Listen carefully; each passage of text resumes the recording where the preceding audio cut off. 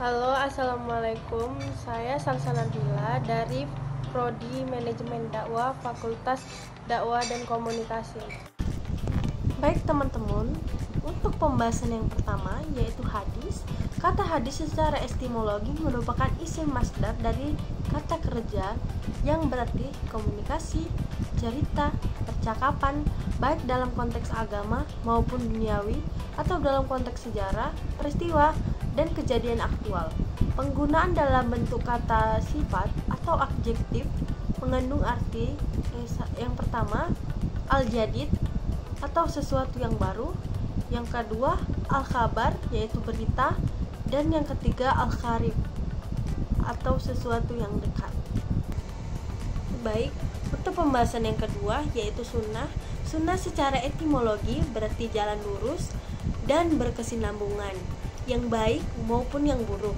Menurut kalangan ulama usul, sunnah adalah suatu yang disandarkan kepada Nabi Shallallahu Alaihi Wasallam selain Al-Quran, baik berupa perkataan, perbuatan Nabi selain Al-Quran, baik berupa perkataan, perbuatan, ataupun takrir yang pantas menjadi dalil hukum syara.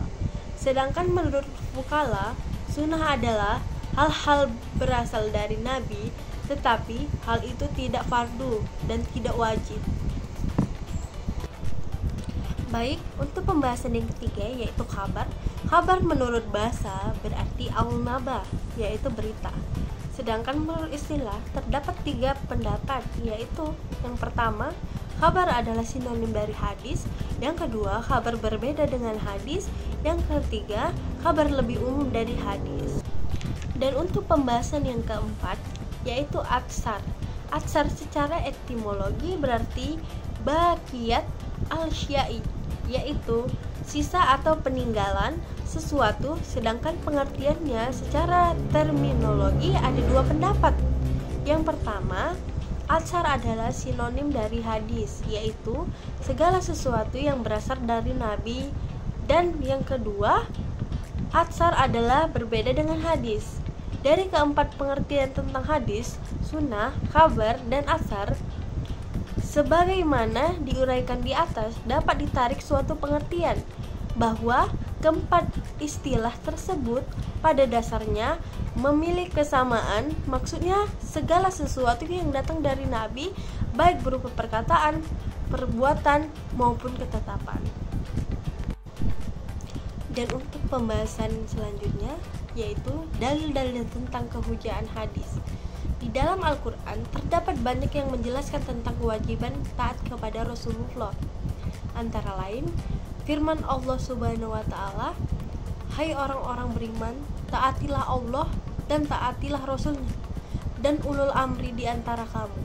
Kemudian, jika kamu berlainan pendapat tentang sesuatu, maka kembalikanlah ia kepada Allah dan Rasul.